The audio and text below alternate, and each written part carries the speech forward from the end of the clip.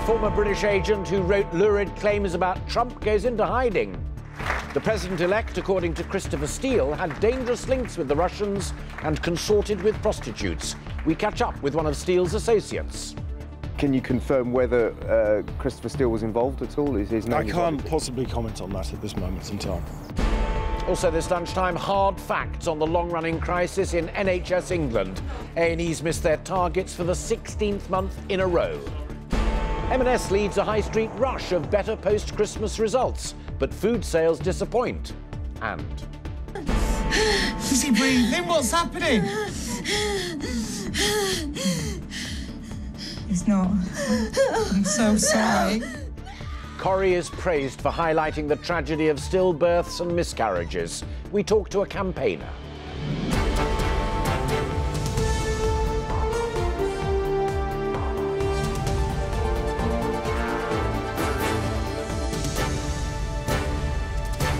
This is the ITV Lunchtime News with Alistair Stewart.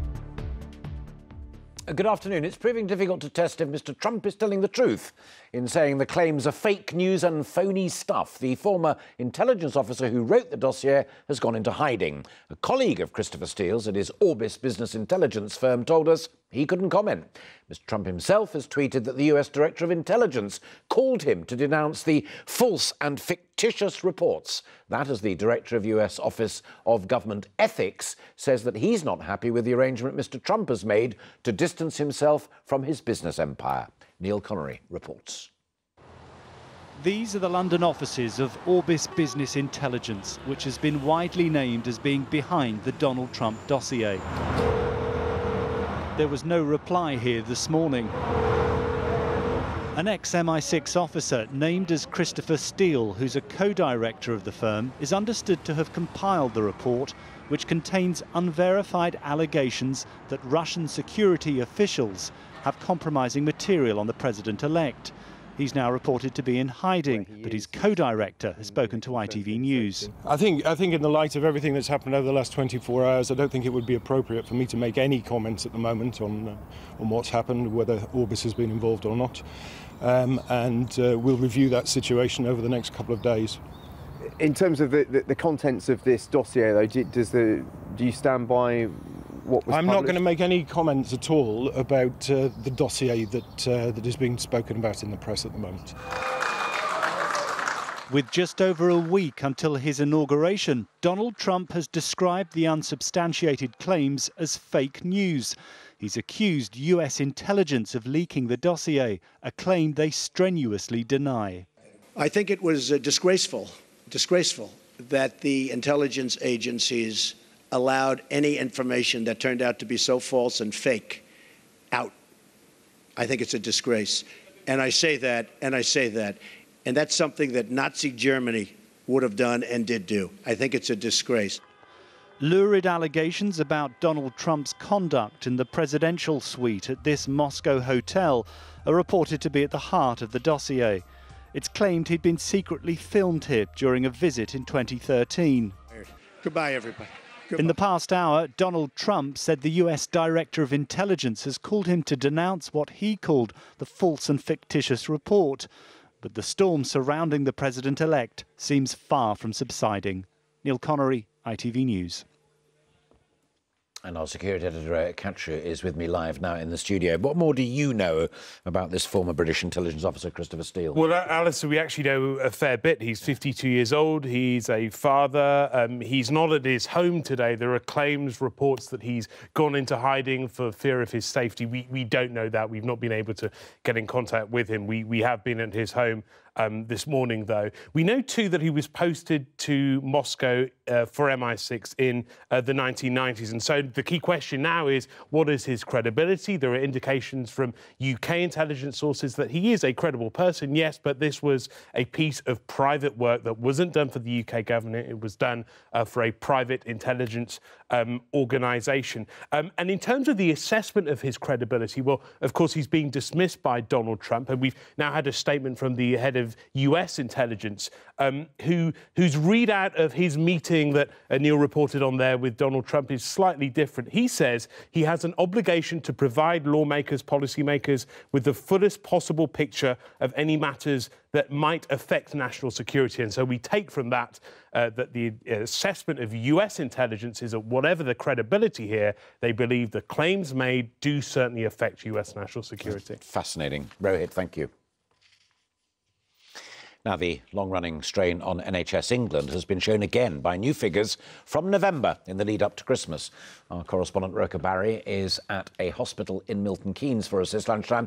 Just how bad are those statistics, Rebecca?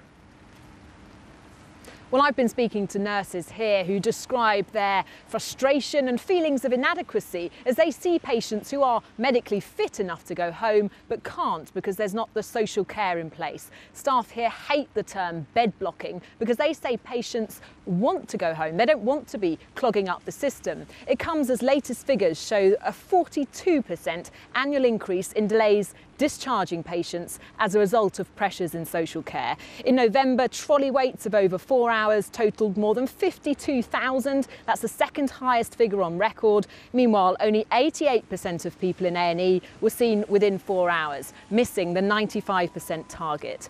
Here at Milton Keynes Hospital, they are coping better than most, but the chief executive told me that's only because of the goodwill of his staff. I've worked in the health service now for 30 years, and this, without question, is the most relentless pressure that we have been under. There are no opportunities to catch your breath. Patients coming through are sicker. There are more patients requiring more and more clinical input. Dominated Prime Minister's questions yesterday. Any further response from the government today? Well, Theresa May insists that the NHS has had all the funding it needs, although that is disputed by the boss of NHS England. Interestingly, though, the chief executive here told me that he doesn't need more money for his hospital. He says the funding must go into social care. Rebecca, thank you. Breaking news this lunchtime. In the past few minutes, it has been confirmed that the former England manager Graham Taylor has died. That's been confirmed by the FA, and our sports editor Steve Scott has literally just joined me now from the newsroom. It is confirmed now.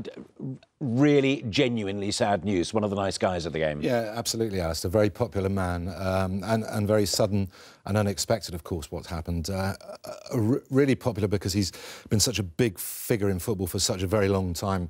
He actually began as a player. A lot of people don't remember that. Over 300 club appearances for Grimsby and Lincoln City. Then his first break in management was at Lincoln City, but I suppose that's after Lincoln is where he became really high profile. That's when he was hired by the then chairman of Watford Football Club, Sir Elton John, and he spent 10 years there. And in club terms, he had a remarkable success. He actually got Watford from the old 4th Division, you remember how it used to be set up, all the way up to the 1st Division. That's the equivalent of the Premier League now, in 5 years. So that is something that obviously is very, very rare in football.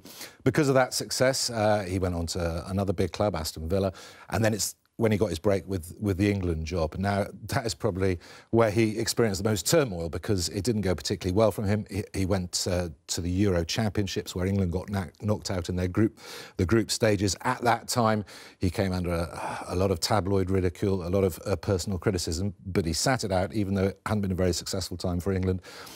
He stayed with them for another year, then failed to qualify for the American World Cup, and that's when he gave it up. Since then, he did go back into club management, Wolves. He went back to Villa. He went back to his beloved Watford again.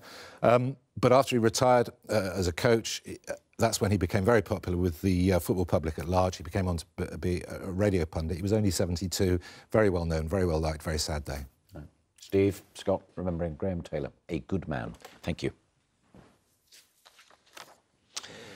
High street retailers are reporting a sales boom as they release their Christmas figures. The festive period is the most important time of the year in retail, and today's figures show warnings of a slowdown in post-Brexit economies, where sales are increasingly shifting online, could all prove wrong. Marks & Spencer has had a 2.3% rise in sales. The city had expected a decline of 0.5%. Joanna Partridge with the details. Just one of the deliveries from Mrs. Claus was a cracking Christmas for Marks & Spencer. The retailer celebrated as sales of clothing and homeware rose by 2.3%, more than analysts expected. Georgina Bland is just one of the shoppers who's been tempted back in store. I have been back in more so than the previous couple of years, and I think that the range is improving. M&S was finally able to turn around 2 Christmases of falling clothing and homeware sales. Clothing's long been a bugbear for Marks & Spencer. When its new boss, Steve Rowe, took over in April last year, he said he wanted to win back Mrs. M&S. That strategy, along with lower prices and fewer discounts in the run-up to Christmas, gave M&S its best festive period for clothing sales for 6 years. On a day of many retail results, others toasted festive success. Sales at John Lewis stores open more than a year climbed 2.7% in the 6 weeks to the end of December. Like-for-like sales at Tesco rose by 0.7%. And Mothercare saw UK sales start to grow again with a 1% increase. Last week's disappointing Christmas figures from Next had led many to expect a flood of other gloomy results. But consumers clearly decided to carry on spending. The feeling amongst consumers was, it's been a tough year, let's go out and celebrate this Christmas, with the clear understanding that it's a tough time ahead. They understand retailers are telling them now prices will go up. The post-Christmas glow may not last for long. Inflation's expected to bite in the coming months. Prices in shops will rise and retailers will have to work ever harder to part us with our cash. Joanna Partridge, ITV News. Economics editor Narina Hertz joins me live now from a Tesco store in central London. So quite a lot of good news there, Narina, but can it last? Well, it wasn't all good news, Alistair, because the other big message that came out loud and clear from several of the retailers today was that inflation is now a real concern.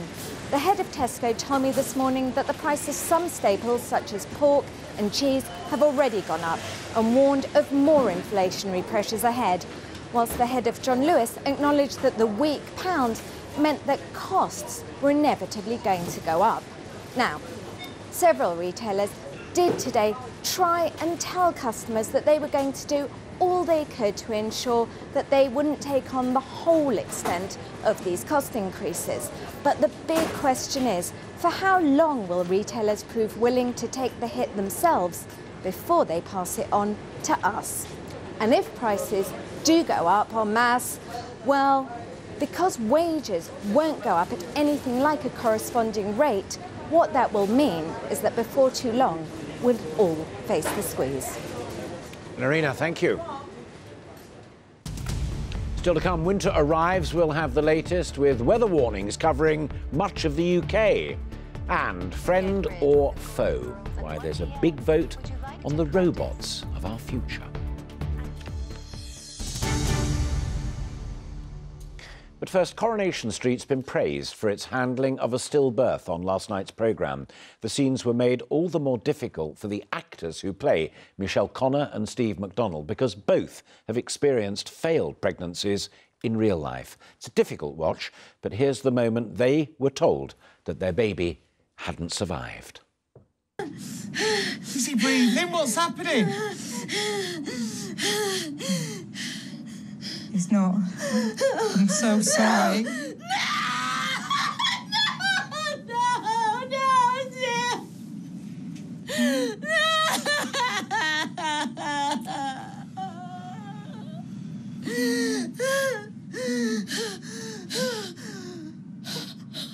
Would you like to hold him? He's beautiful.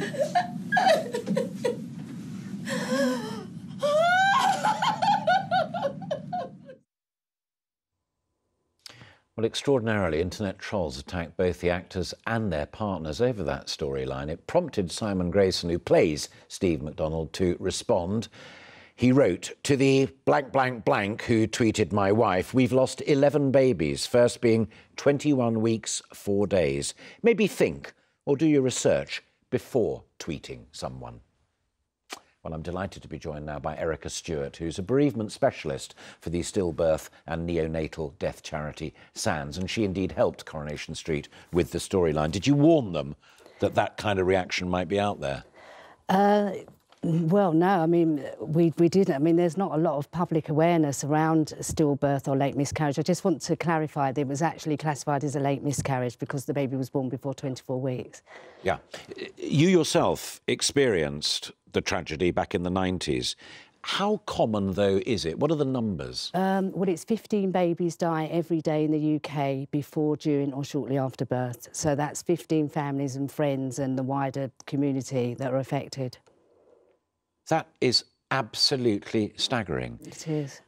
And the charity exists because, and I'm going to put the blunt question, there isn't the provision within the health service, we talked about that just a moment ago with Rebecca Barry, to deal with this kind of tragedy? No. Or are you the experts? What's the balance of power? I think that SANS is there to acknowledge the huge impact that this has, and you're right that the support isn't there in the NHS, and we support anyone affected by the death of a baby, and work in partnership with health professionals to improve care that parents receive, and also promote and fund research into why. What job can counselling actually do? Because I'm a parent of 4 children, and undoubtedly creating a life is one of the great moments of anyone's existence. The loss, therefore, by definition, is one of the greatest tragedies. How can you get to someone's soul? I think it's really that acknowledgement of the impact that the baby death has on parents. When a baby dies, parents don't normally know anybody else that it's happened to, and they feel very isolated. So when they come to SANS, I think that it's that recognition, that continued support. Baby death isn't something that parents get over, it's something they learn to live with gradually. Extraordinarily important work, and again, those staggering figures remind me, how many a day? 15 babies die every day before, during or shortly after birth. Goodness me. Thank you very much indeed for coming in. Thank you. Now, much of Britain is braced for Arctic conditions this lunchtime, with blizzards set to sweep across the UK. Snow's already hit Scotland, Northern Ireland and parts of England, with the icy weather affecting roads and impacting air travel. Our Scotland correspondent Peter Smith is in Lanarkshire for us. Peter, I think I know the answer to this question. Winter has actually arrived where you are.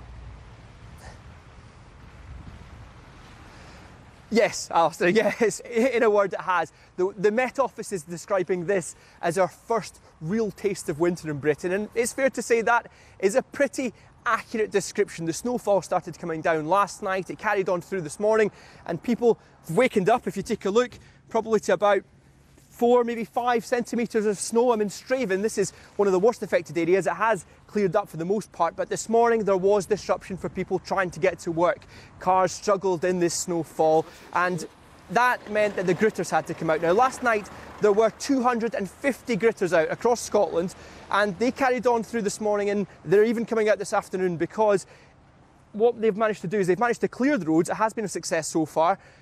And what we're left with, it's fair to say, is a rather pretty winter scene in many parts of Scotland. These pictures coming in from Perthshire this morning, but it's not due to last. It is going to take a turn for the worse. We're expecting more snowfall and strong winds to come in, especially up in the north of Scotland, and that could lead to blizzards. So for many people who will be commuting, this is bad news, but it is of course good news for any children who are being advised that there's a high chance of a decent snowball fight this afternoon.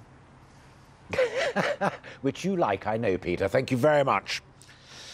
And there's a full weather forecast straight after this programme. But if you'd like to ask our ITV weather presenter, Lucy Virasamy, a question about what is to come, then she will be answering them on Facebook. That's facebook.com/ITV weather, straight after this programme. Finally, MEPs are to take an extraordinary vote today to decide whether robots need kill switches to stop them getting out of control and harming humans. They've released a report suggesting a new industrial revolution could see robots given legal status as electronic persons. But for all the scare stories, there are more and more ways that robots are being used to help people. One of the latest is designed to be as a friend for the elderly. Mary, Megan sent a new photo. Would you like to look at it? Yes, please. Oh, he's a gem. Would you like to respond to Megan's post? Sure. Recording in 3, 2. With more than 1 million older people in the UK experiencing acute loneliness, the designers behind have created LEQ to keep old people active and engaged. And Dor Skula is the chief executive of that company. All right, now, in Terminator and in Westworld, they get out of control. Sure. Are you sure you want to unleash these creatures? Well, we are still far from that. But I think what we're really trying to do is help bring families together through technology. You know, more and more older adults live by themselves. 90% of them actually prefer to age at home. We live further and further away from our parents. We live more active lives. And our children don't really want to talk on the phone. They prefer to Snapchat or send a picture.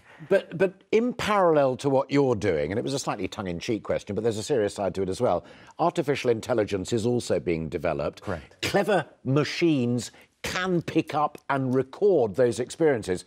Again, 2001: A Space Odyssey. Nobody thought HAL was going to take over. HAL took over. Correct. So we do have artificial intelligence in this robot. Yeah. So let's put that on the table. Actually, LEQ is a cognitive entity. She sees what's going on at home. But how does she use that? She uses that in order to proactively suggest activities to the older adult. Hey, it's a nice day. Maybe you should go for a walk. Or how about we play some bridge? Or maybe this is a good time to video chat with your family. So I think there's a lot of good to do in the world. I definitely understand that science fiction kind of raises concerns, and a lot is happening in the industry with robotics, but what we're trying to do is use this technology for good. Sure, no, absolutely. Are you doing that work, forget the artificial intelligence bit for a moment, but in parallel with the medical professions as well, so that you've got a kind of safety factor built into one's health? Yeah, we're working mainly with gerontologists, which are people that study aging, and with a lot of older adults and charities and other professionals that help take care of them in the home. And the goal indeed is to help them live an active aging lifestyle and to meet their own goals on how they want to live their lives. Fascinating stuff. Dor Skula, thank you very much for coming in. Thank you, Alice. That's it this lunchtime. Mary Nightingale will be here with the ITV Evening News. The news where you are follows the national weather. But for now, from all of us, a very good afternoon to you. Bye-bye.